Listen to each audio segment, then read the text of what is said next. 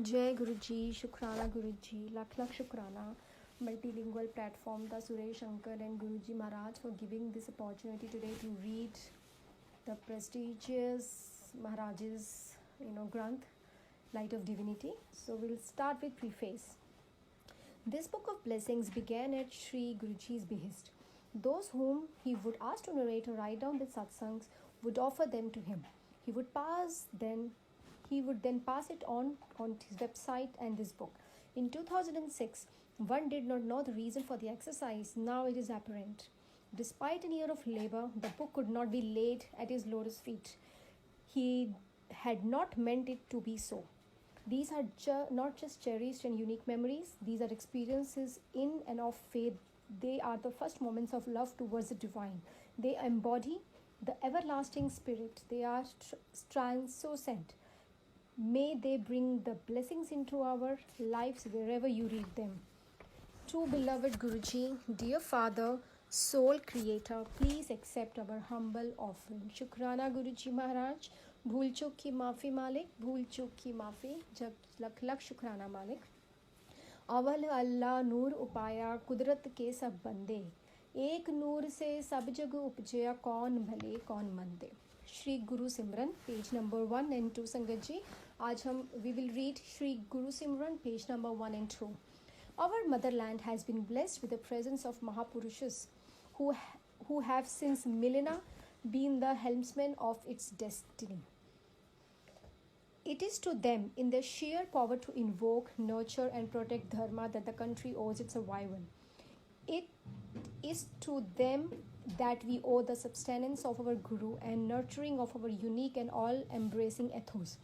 These immortal sons of God have been the teachers of this country since the past, unknown to historians and only allegorically represented in myths.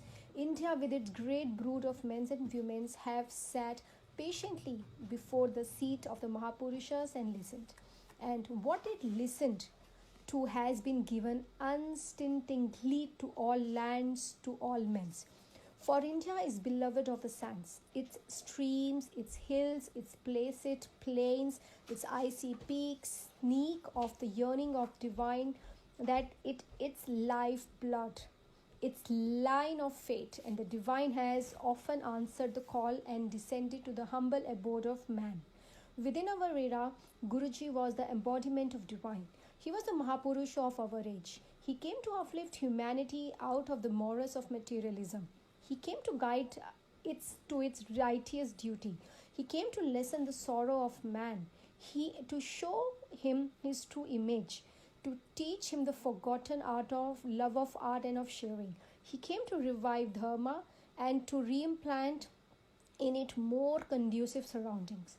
He said that he was an evolution of divine light. He was not a body, a personality for him. These were, so to say, the bodily dresses of existence. He was the blooming flower, and the devotees were the humming bees and coming for divine nectar. They were drawn and they fell in love with him. And he taught them love, renunciation, and wisdom. The very virtues on this India stands.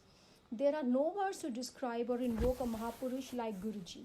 For words cannot capture the infinite. Like signposts, they can only indicate the way and help the traveler along. They can only indicate the way and the light of the traveler along. They are merely, with the blessings of Guruji, catalyst. They are not him. And therefore they should be taken as tools and discarded once they have been made use of. He was known to all of us by a common noun that is perhaps the most common in the land of faith, Guruji. Yet, this Vedic word contained a vast herald of meaning and energy.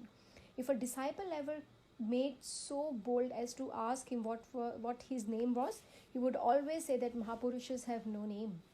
And with the statement, he told us who he was, an ambassador of God, the kings of all the world, nay, him himself.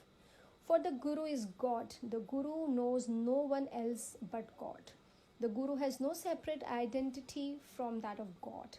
It is now said that he attained Mahasamadhi on 31st of May 2007 And we believe it because we had begun to know him as a body and a personality. We had become attached to him. But in the blink of an eye, his body was gone. He drew the curtains on the role he chose to play, and for he was an avatar, a descent of divinity into flesh. He was Shiva, Nanak, and love incarnate. His Maya was powerful, and at his beguiling behest, we saw him as a body and as a person. Yet it was never so. He was and is he Omkar, and he remains.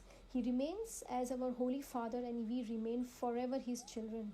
Errant, it seems, till we learn to listen to him as India always has patiently fully. It is said, and it is true, that by merely listening to Guru, one becomes enlightened. Listen well then with these few pages, these satsangs, to what Guruji has to say. It is his gift of the beloved to his beloved children, and it is his word to you.